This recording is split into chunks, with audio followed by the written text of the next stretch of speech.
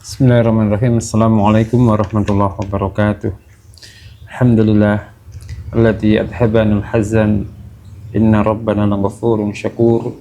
Asyhadu an la ilaha illallah wa asyhadu anna Muhammadan abduhu wa rasuluh sallallahu alaihi wasallam wa ala alihi wa sahbihi ajmain, amma ba'du. Segala puji bagi Allah Azza wa Jalla yang telah menyempurnakan agama Islam dan menjadikan syariatnya sebagai petunjuk bagi kehidupan manusia. Salawat dan salam semoga tercurahkan kepada Nabi kita Muhammad Sallallahu Alaihi Wasallam, dan keluarga, para sahabat, dan orang-orang yang mengikuti beliau hingga akhir kiamat. Bab ahkam, kitabul ahkam, ini adalah pembahasan tentang hukum-hukum. Insya Allah sudah sampai halaman 72. Pada bagian bab yang tengah, hadis Abu Bakar. Baik, kita lanjutkan kajian dari Kitabul Ahkam. Bismillahirrahmanirrahim. Hadatsana Abu Bakar Ibnu Abi Syaibah, hadatsana Muawiyah ibn Hisham an Hisham bin Sa'idin an Umar bin Utsman an Asim bin Umar bin Utsman an Urwah an Aisyah qalat, berkata sahabat Aisyah, Sami'tu, aku mendengar Rasulullah sallallahu alaihi wasallam yaqulu, Nabi bersabda, muru bil ma'ruf, perintahkanlah kalian bil ma'ruf, dengan yang baik, wanhau, dan mencegahlah kalian anil mungkar, dari kemungkaran, qabla an tad'u, sebelumnya berdoa kalian, fala yustajaba, maka tidak dikabulkan apa doa, lakum, pada kalian. Ini perintah dari Nabi, hadis dari Nabi yang didengar oleh istri beliau, yaitu Aisyah radhiyallahu anha. Beliau mengatakan bahwa muru bil ma'ruf wanhau anil munkar, perintahkanlah kepada yang ma'ruf dan cegahlah kepada yang mungkar-mungkar. Qabla an tad'u fala yustajaba lakum, sebelum doa-doa kalian itu tidak dikabulkan oleh Allah. Apa itu ma'ruf? Ma'ruf itu segala sesuatu yang dikenal sebagai kebaikan dan dibenarkan oleh syariat. Segala sesuatu yang dikenal sebagai kebaikan dan dibenarkan oleh syariat, itu namanya ma'ruf. Seperti sholat, tauhid, berbakti kepada orang tua, berkata jujur, sedekah, menuntut ilmu, semuanya ma'ruf. Berbuat baik kepada tetangga, silaturahim, semuanya ma'ruf. Ini ma'ruf. Semua kebaikan yang diperintahkan Allah dan Rasulnya itu adalah ma'ruf. Lalu apa yang dikatakan dengan mungkar? Apa yang disebut dengan mungkar? Wanhau anil mungkar. Mungkar adalah segala sesuatu yang diingkari dan dilarang oleh syariat. Contohnya syirik. Yang diingkari, segala sesuatu yang diingkari dan dilarang oleh syariat. Karena ada segala sesuatu yang diingkari oleh manusia tapi diperbolehkan oleh syariat. Misalkan poligami, itu bagi sebagian orang hal yang tabu, tapi oleh syariat diperbolehkan. Demikian juga yang lain, ada sesuatu yang umum di masyarakat, tapi oleh syariat dilarang. Itu ada, termasuk syirik, meninggalkan sholat, zina, riba, dusta, khianat, perjudian, durhaka kepada orang tua, ini semuanya masuk dalam apa itu? Mungkar. Maka sebagai seorang dai mubalik, dakwah Islam itu tidak hanya mengatakan mari kita berbuat baik saja, tapi juga harus menjelaskan ini kebaikan yang diperintahkan oleh Allah Subhanahu wa taala dan ini kemungkaran yang diperintahkan, yang dilarang oleh Allah Subhanahu wa taala. Jadi di sini kita juga harus tahu, seorang muslim tidak hanya dituntut untuk baik untuk dirinya sendiri, tetapi juga memperdulikan agar kebaikan itu tersebar di tengah masyarakat. Di sini Nabi juga mengatakan di kalimat akhir, qabla an tad'u fala yustajaba lakum, sebelum kalian berdoa kemudian doa kalian tidak dikabulkan oleh Allah. Jadi hadis ini memberikan peringatan yang sangat keras untuk kita meninggalkan amar ma'ruf, juga meninggalkan nahi mungkar dapat menjadi sebab terhalangnya dari suatu doa. Ini penjelasan ulama itu sering dikaitkan ketika seseorang meninggalkan perintah Allah, dia tidak peduli dengan kemungkaran-kemungkaran. Nah, hal itu berarti bentuk tidak memenuhi kewajiban kepada Allah Subhanahu wa taala, sehingga dapat menjadi sebab tidak dikabulkannya doa. Ini gambarannya ada, misalkan ada masyarakat yang banyak melakukan kemaksiatan. Orang-orang yang mengetahui kemaksiatan tersebut semuanya diam. Tidak ada yang berani menasihati, tidak ada yang berani mengingatkan, tidak ada yang berani berusaha untuk memperbaiki. Kemudian ketika itu musibah datang, semuanya baru berdoa, ya Allah, hilangkanlah musibah ini, angkatlah musibah ini. Nah, hadis ini mengingatkan kepada kita bahwa jangan hanya pandai berdoa ketika musibah itu datang. Jangan. Tetapi sebelumnya kita harus berusaha memperbaiki keadaan dulu. Sebagaimana seorang dokter mengatakan, ini musimnya penyakit. Musimnya penyakit, kita harus tubuh kita harus fit. Itu bukan berarti dokter itu menakut-nakuti kita, tapi memberikan nasihat kepada kita. Ini musim dingin, kuatkan badan, sehatkan badan. Itu bukan berarti dokter itu menakut-nakuti kita. Seandainya dokter tidak mau mengubah, tidak mau, dia tahu tapi tidak berani mengatakan, diam saja, berarti hampir saja semua masyarakat terkena penyakit. Ini gambarannya. Hadisna Abu Bakar bin Abi Syaibah, hadisna Abdullah bin Numairin wa Abu Usama an Ismail bin Abi Khalidin an Qais bin Abi Hazimin. Qala, dia berkata, qama berdiri Abu Bakar fahamida, maka memuji siapa Abu Bakar Allah pada Allah, wa asna, dan menyanjung dia alaihi atas Allah. Tsumma qala, kemudian dia berkata, ya ayuhan nas, wahai manusia, innakum taqra'un, sesungguhnya kalian membaca hadil ayat pada ini ayat, ya ayyuhalladzina amanu alaikum anfusakum la yadurrukum man dhalla idza tadaitum. Wahai manusia, kata Abu Bakar, sesungguhnya kalian membaca ayat ini, ya ayyuhalladzina amanu, wahai orang-orang yang beriman, jagalah diri kalian sendiri, alaikum anfusakum la yadurrukum man dhalla idza tadaitum. Orang yang sesat itu tidak akan membahayakan kalian apabila kalian telah mendapatkan petunjuk. Wa inna, dan sesungguhnya kami sami'na, kami mendengar Rasulullah sallallahu alaihi wasallam yaqulu, Nabi bersabda, innan nas idza ra'al munkar, sesungguhnya manusia ketika mereka melihat kemungkaran, la yughayyirunahu aw syaka ayyu'ammahumullahu biqabih, mereka tidak mengubah kemungkaran tersebut, atau hampir saja Allah meratakan kepada mereka siksanya. Abu Bakar ini ingin meluruskan. Abu Bakar melihat ada seorang manusia yang memahami firman Allah, ya ayyuhalladzina amanu alaikum anfusakum, jagalah diri kalian sendiri. Kemudian manusia ini menyimpulkan, yang penting saya baik, menjaga diri saya sendiri, urusan orang lain itu terserah mereka. Berbuat maksiat ya terserah mereka. Seolah-olah kalau seseorang sudah melakukan kebaikan, dia sudah sholat, dia sudah tauhid, dia tidak peduli dengan sekitarnya, nggak masalah.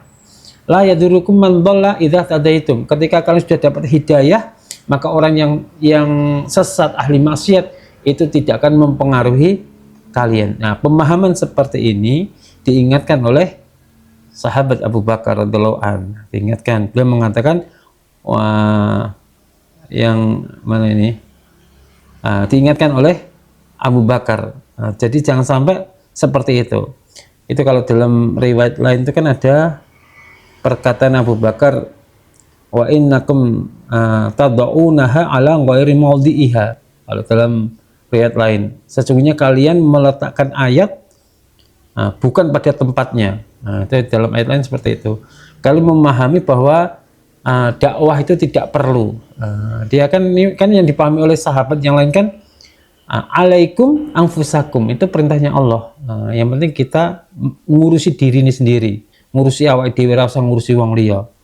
Ini disinggung oleh Abu Bakar. Kalian itu salah dalam meletakkan ayat tidak pada tempatnya. Maksud apa? Maksudnya dari Ya ayyuhalladzina amanu alaikum anfusakum. Wahai orang yang beriman, jagalah diri kalian sendiri. Apakah ayat ini berarti kita boleh tidak memperdulikan orang lain? Apakah boleh ketika orang lain melakukan kemaksiatan, kita mampu mencegahnya tapi kita memilih diam? Apakah diperbolehkan? Tidak. Tidak seperti itu. Justru seseorang belum dikatakan benar-benar menjaga dirinya apabila dia meninggalkan kewajiban amar ma'ruf, amar ma'ruf nahi mungkar. Nah, ketika dia mampu, maka itu menjadi kewajiban. Nah, penjelasan ulama mengenai hadis ini itu menegaskan bahwa termasuk makna kalian mendapatkan petunjuk adalah dengan melakukan amar ma'ruf nahi mungkar. Idza tadaitum. Jadi ketika kalian mendapatkan petunjuk, justru kalian harus melakukan amar ma'ruf nahi mungkar. Bukan berarti tidak peduli dengan ayat lain. Karena dalam ayat selanjutnya itu kan Allah mengatakan la yadurrukum man dhalla idza tadaitum. Orang-orang yang sesat itu tidak akan membahayakan kalian, tetapi Allah memberikan syarat. Nah, itu idza tadaitum. Apabila kalian telah mendapatkan petunjuk. Nah, kesalahan orang lain itu tidak akan membahayakan kalian apabila kalian benar-benar di atas petunjuk. Apa petunjuk itu? Nah, bukan hanya sholat, puasa, membaca Quran, dan lainnya, tidak. Tetapi melaksanakan amar ma'ruf nahi mungkar, karena hubungannya ini ya sama seperti hadis sebelumnya, amar ma'ruf nahi mungkar. Hadisana Imran ibnu Musa amba'ana Hamad ibnu Zaidin hadisana Ali ibnu Zaid jad'an an Abi Nadrah an Abi Sa'idin al-Khudri anna Rasulullah sallallahu alaihi wasallam qama khatiban. Beliau berdiri dengan khutbah. Fakana, maka ada fima di dalam apa-apa qala yang Nabi sabdakan, ala, ingatlah, la yamna'anna rajulan, janganlah mencegah sungguh rajulan pada seorang laki-laki, haibatun nasi, nah, karena takut pada manusia, ayyakula, bahwa mengatakan dia bihakin dengan hak, dengan benar, idza alimahu, ketika mengetahui dia pada hak. Jadi ketahuilah jangan sampai rasa segan atau takut kepada manusia mencegah kalian untuk mengatakan kebenaran kepada manusia. Jangan sampai ketika dia mengetahui kebenaran itu. Qala, berkata, fabaka, mau berkata siapa rawi, siapa? Abi Nadrah. Fabaka, maka menangis siapa? Abu Sa'id ketika Abu Sa'id mendengar sabda Nabi itu, beliau menangis. Waqala, dan dia berkata, qad wallahi, sungguh demi Allah, ra'aina, melihat kami, asya'an, pada beberapa perkara, fahibna, maka takut kami. Kata Abu Sa'id, demi Allah, sungguh kami pernah melihat beberapa perkara, tetapi kami merasa takut untuk mengingatkan. Jadi hadis ini berbicara tentang apa? Hadis ini berbicara sangat erat dengan dua hadis sebelumnya. Kalau hadis pertama tadi kan perintah amar ma'ruf nahi mungkar. Nah, hadis kedua menjelaskan tentang bahayanya membiarkan kemungkaran. Nah, hadis ketiga ini menjelaskan salah satu sebab manusia meninggalkan amar ma'ruf, yaitu haibatun nas, karena takut atau segan kepada manusia. Jadi seseorang sebenarnya mengetahui kebenaran, tetapi dia memilih untuk diam karena takut dimusuhi, takut dicela, takut dijauhi, takut kehilangan dapuan, takut kehilangan pengaruh, takut kehilangan teman, atau mendapatkan tekanan dari manusia. Nah, ini diingatkan oleh Rasulullah SAW. La yamna'anna rajulan haibatun nas. Jangan sampai rasa takut segan kalian kepada manusia menghalangi untuk mengatakan sesuatu yang benar. Haibatun nas itu rasa segan. Artinya rasa takut atau gentar terhadap manusia. Misalnya seseorang mengetahui bahwa suatu perkara itu salah, tapi sudah umum. Kemudian dalam hatinya, kalau saya ngomong ini pasti nanti dia marah. Kalau saya nasihati pasti saya akan dibenci. Nah, kalau saya menjelaskan ini nanti saya dianggap sok tahu dan seterusnya. Akhirnya dia memilih untuk diam. Inilah yang diingatkan oleh Rasulullah SAW. Dan ini menjadi awal dari kerusakan. Ketika suatu kesalahan itu dibiarkan dan dianggap benar, akhirnya menjadi kesesatan. Contoh dulu kita di Islam Jamaah itu, kita mengetahui sebenarnya semua mubalik, saya yakin mubalik dari tingkat kelompok, misalnya yang alim, yang mengetahui desa, daerah, bahkan pusat, itu mengetahui ada sebagian kesalahan dalam memahami tentang baiat, tentang imam. Terus sebenarnya sudah tahu semua, mafhum semua. Apalagi sekarang sosial media itu benar-benar dibuka.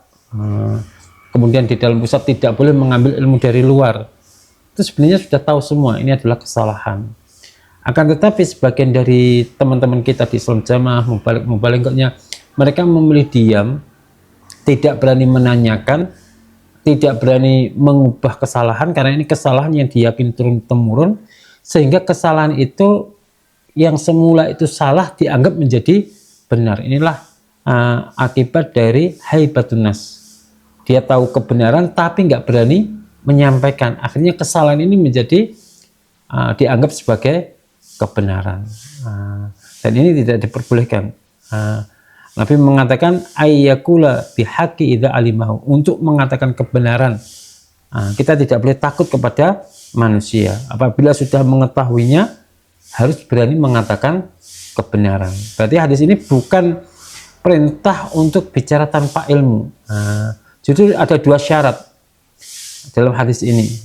Rasulullah mengatakan pertama bihakin, ya kan? Bihakin, ayyakula bihakin. Yang kedua idza alimahu, ketika dia mengetahui. Yang pertama itu yang disampaikan itu harus benar. Yang syarat kedua dia mengetahui.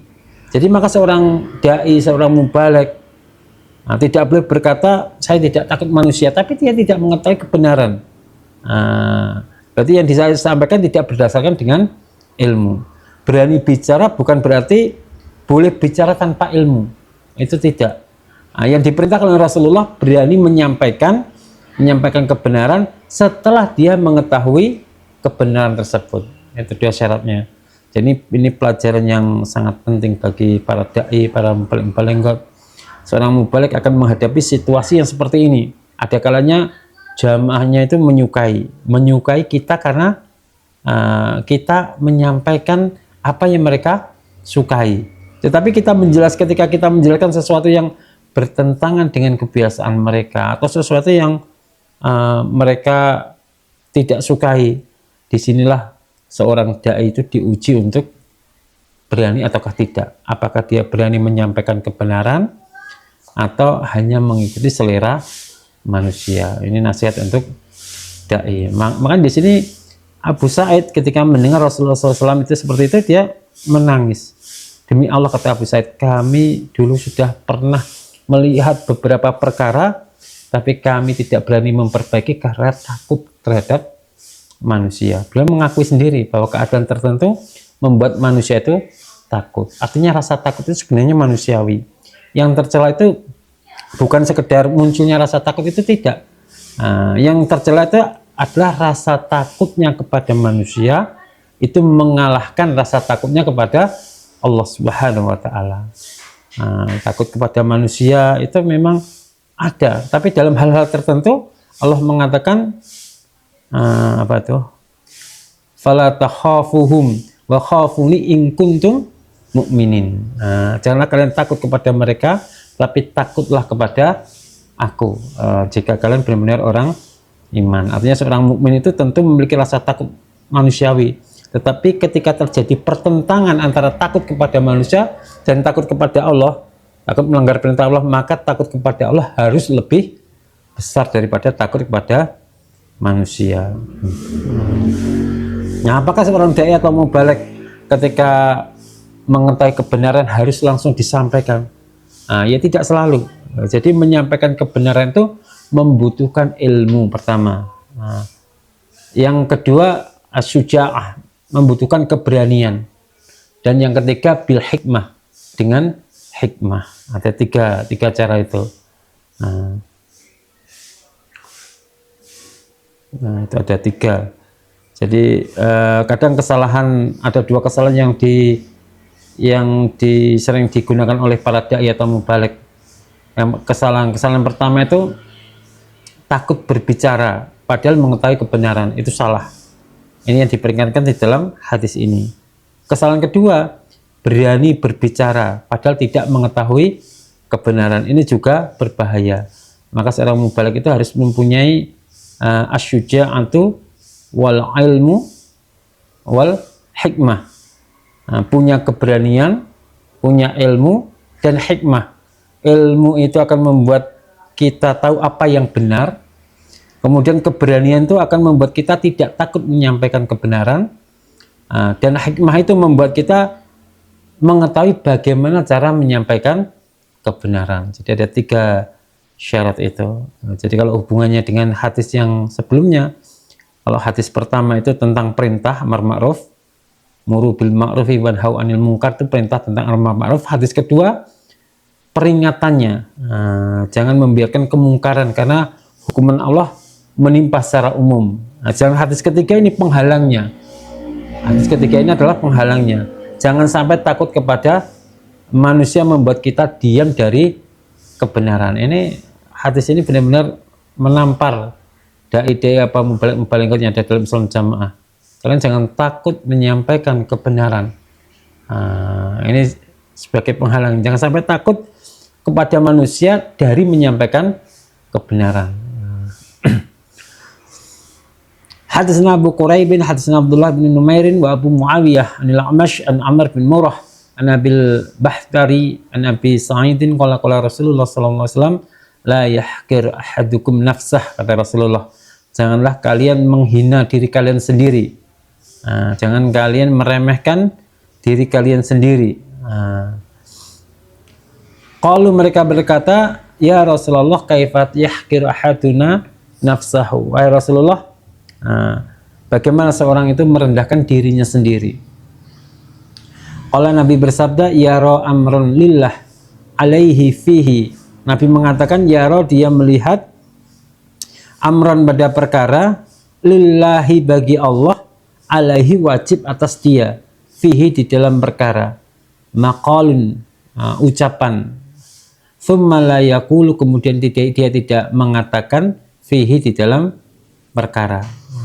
Artinya dia melihat suatu perkara yang seharusnya ia berbicara karena Allah tentang perkara tersebut, tetapi dia tidak mau mengatakannya. Fayaqulu, maka berfirman sapa Allah azza wa jalla lahu, untuknya, yaumal qiyamah, pada hari kiamah, ma mana'aka an taqula fi kadza wa kadza. Nanti di hari kiamat Allah azza wa jalla akan berkata kepada dia, apa yang menghalangimu untuk mengatakan tentang perkara ini dan ini. Fayaqulu, maka dia berkata, khasyatun nas, karena saya takut kepada manusia. Fayaqul, maka Allah berfirman, fa iya ya, bukankah kepadaku kunta, ada kamu, ahaqqa an takhsha, lebih berhak untuk kamu takuti. Bukankah seharusnya akulah yang lebih berhak engkau takuti. Jadi di sini Rasulullah memberikan pesan, jangan sampai kalian menjatuhkan diri kalian sendiri. Kemudian sahabat bertanya karena tidak tahu bagaimana cara seseorang menjatuhkan diri sendiri. Dijawab oleh Nabi, merendahkan diri sendiri itu bukan sekedar merasa dirinya tidak berhak, itu tidak, tetapi seseorang mengetahui kebenaran, mengetahui perkara yang menjadi tanggung jawabnya. Dia mempunyai kemampuan untuk menyampaikan kebenaran, urusannya karena Allah, dalam agama Allah ini, tetapi dia tidak mau menyampaikan kebenaran karena takut perkataan manusia. Siapa saya? Nanti kalau saya bicara bagaimana? Nanti kalau orang-orang marah bagaimana? Nanti saya dijauhi, nanti saya diusir, nanti saya dipisahkan dengan anak istri. Ini apa itu? Takut pada sesuatu yang salah. Makanya Rasulullah mengatakan, ya amrun lillah alaihi fihi maqal. Dia melihat sesuatu perkara berkaitan dengan haknya Allah dan dia mempunyai kewajiban untuk berbicara tentangnya. Artinya tidak berarti setiap orang itu harus berkomentar dengan segala sesuatu, tidak. Yang dimaksud di sini adalah ketika seseorang mengetahui kebenarannya, mengetahui hukumnya, memiliki kemampuan untuk menyampaikan, dan perkara tersebut memang membutuhkan penjelasan atau pengingkaran, maka jangan sampai dia hanya diam karena takut kepada manusia.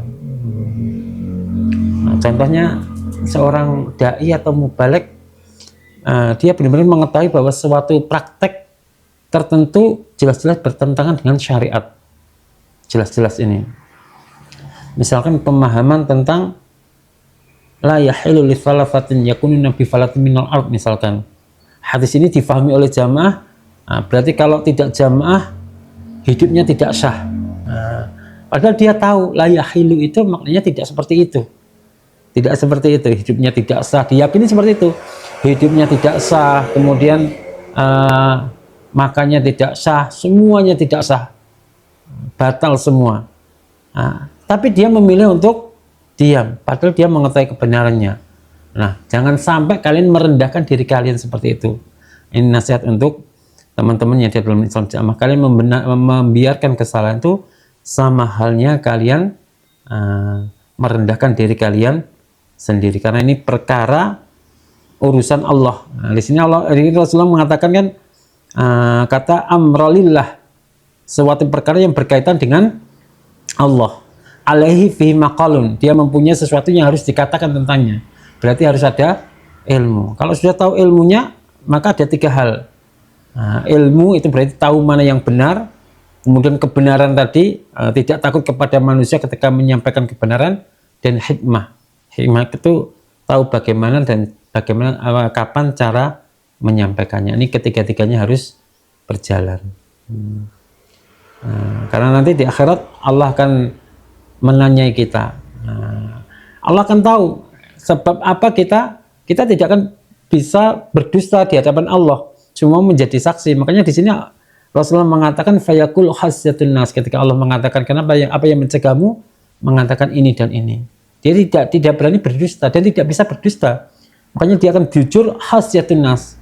Saya tidak berani menasihati karena saya takut kepada manusia. Akhirnya dihinakan oleh Allah.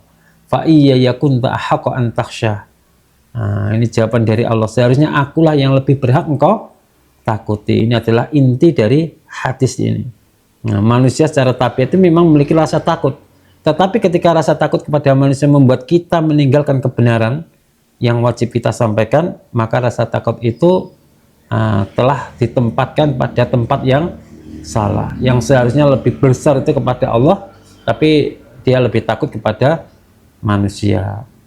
Kemudian apa hubungan dengan hadis sebelumnya? Hadis pertama tadi perintah tentang amar ma'ruf, hadis kedua peringatan kemungkaran, membiarkan kemungkaran karena mendapat hukuman dari Allah.